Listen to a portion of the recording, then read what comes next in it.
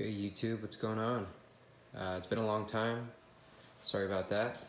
All my subscribers, all 100 or some out of you. But thanks for tuning in. This is my closure for my Panther Chameleon here. Just done some renovations to it, so figured I'd make a video. Keep it bare bottom. I used to have a layer of sphagnum moss down there, but decided to do away with that just to make cleaning a little bit easier. I can kind of keep better track of stool quality, things like that. This is Blade here, the Daywalker.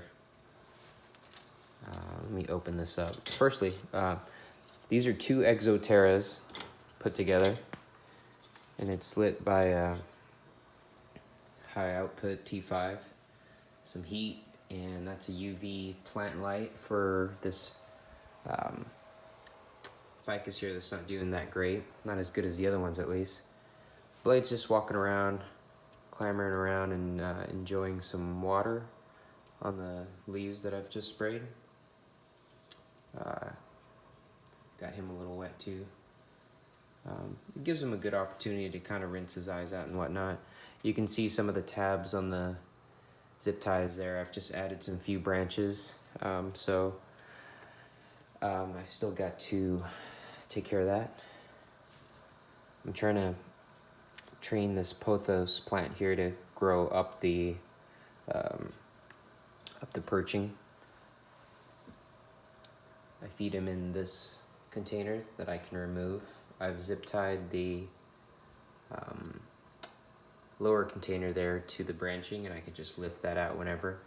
Those are some superworms that I just dusted. I've got some bee pollen in there, so superworms a bunch on the bee pollen as well, and he can get that benefit that way. This is set up on a Mist King, and that's the one mister all the way in the back corner right there. You see that? The LED plant light looks kind of weird, gives off like a purplish hue, along with that heat lamp, of course. So he hangs out there on that branch when he's trying to warm and bask, and he actually hangs out on this vine right here when it's nighttime.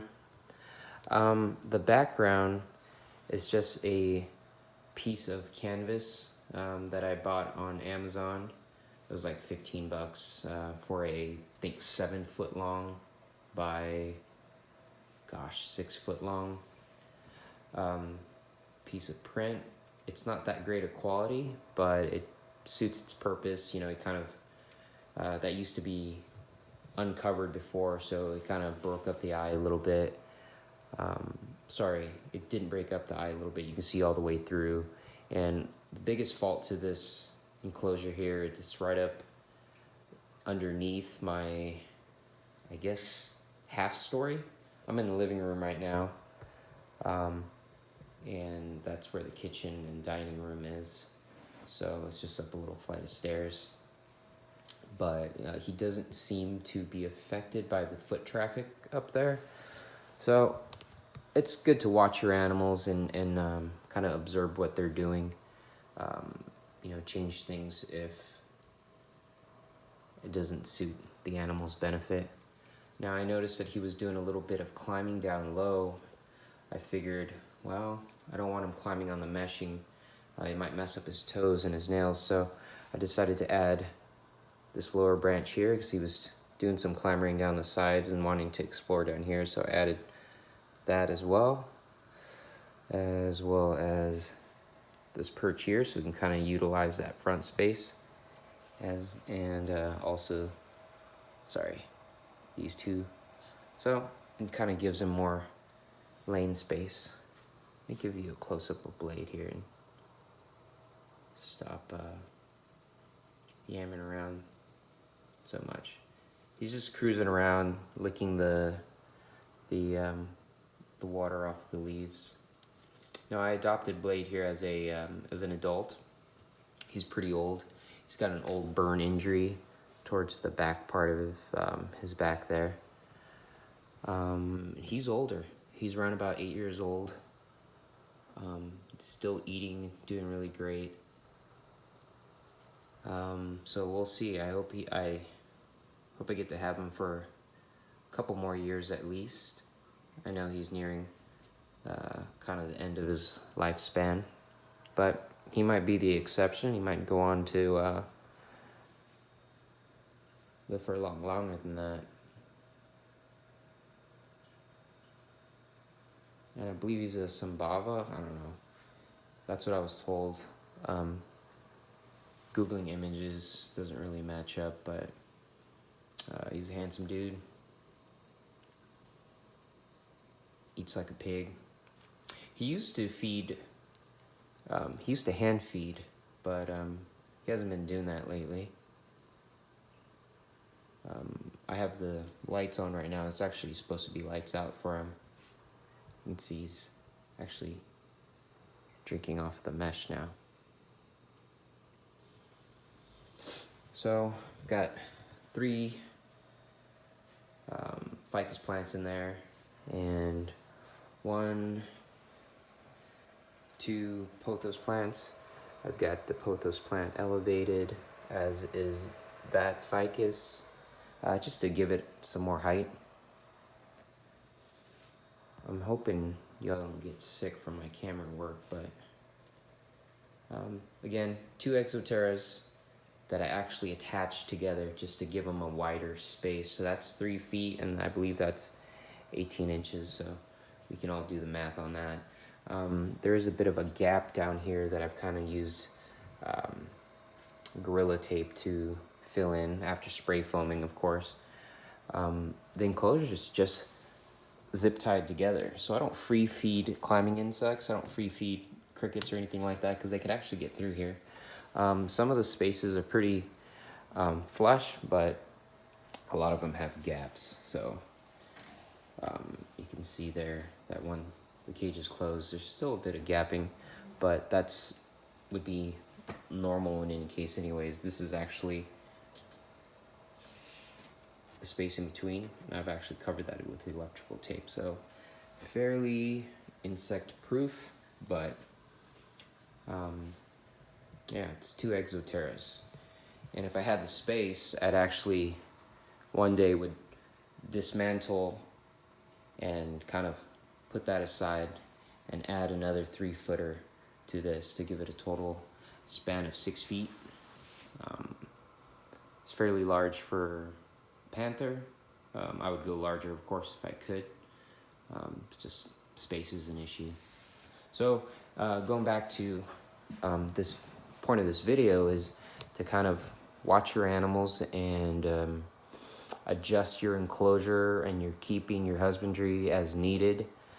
I noticed that he was doing some weird climbing on the mesh, so I decided to give him some branches elsewhere just to give him a better mode of traveling. So he's just now kind of exploring, so we'll see if that fixes the problem. If not, I'll adjust it again without stressing him out, of course, but he seems to not be doing poorly from that change up. So the background kind of adds something a little bit extra. It's more for me, but it also serves as a utilitarian function as well, because it keeps, when I hand spray, it keeps the mist from hitting the back of that wall, getting my wife mad. So it's protecting the desk as well that this is on. So I've got it covered on 3 sides, helps to retain the heat over on that side as well. That heat lamp is on 24/7. It's winter time here in San Diego, and he's staying pretty warm and pretty active. He gets cool, he just goes back to that spot. He actually sleeps at the coldest part of the enclosure, so he's doing okay. He's not wanting for extra heat. If I had to do this again, like I said, I'd probably use a larger enclosure on that left side. He came with that smaller enclosure, so I just kind of built an add-on. bit of this wood is some manzanita. There's a lot of eucalyptus here as well. I don't know the implications of using eucalyptus. If it's fairly fresh eucalyptus, it might have some harmful oils and whatnot in it. But everything seems to be doing okay. The ficus is growing like crazy. I just fertilized like I would my bonsai plants, them being, you know, kind of the same in terms of being a potted plant. But eventually this will all have to be pulled out and maybe root pruned or get some new trees added in there. But for now, I think it's doing okay. This setup's probably about 4 months old. So I'm still tweaking as I go. And whoa, this video is already 10 minutes long, so over 10 minutes rather. So I'll give you a shot of him. And then he's thirsty. That's also may not be a good sign. I should be misting him more, or maybe increasing the frequency of his misters. So things to kind of watch out for and observe. This enclosure is not perfect. Its placement is not perfect, but you know, it's always improving. And yeah, hope this helps, gives you an idea. You know, I just cut the mesh off of, here I go rambling again. I just cut the mesh off of those two sides of these two enclosures, and I joined them together. It's working out okay. I probably should sanitize the bottom there with some A-Cell or other cleaning agent. And yeah, that'll be it for me tonight with this guy. But I'm just enjoying, and it's good to have a chameleon that is fairly healthy and no issues. So for a change, instead of doing rescue and whatnot. Later I'll shoot a video of my rescue, or one of my 2 rescue panthers that had some eye infections that I cleared up. One of them I've already adopted out to a fellow Reptile Society member, but the other one I'll hang on to. You know, the inevitable will happen. Blade will hit the end of his lifespan, and I'll move Strauss into this enclosure. And I'll do a video of Strauss soonish. His name is Strauss because his brother, who was adopted out, was named Carl with an K. And as we know, down here in San Diego, we like our beer, and Carl Strauss is one of the breweries down here. So next video will be that of Strauss and his temporary setup. But for now, let's see if I can get a good face shot of Mr. Blade, the Daywalker. Cool, thanks for watching this whole video. This wasn't a very well-planned video and whatnot, but hopefully it gives somebody some ideas and help them with their keeping. And I promise this is the last outro to this video. Thanks again for watching. Please like, subscribe, share, all that good stuff. Thank you. Bye.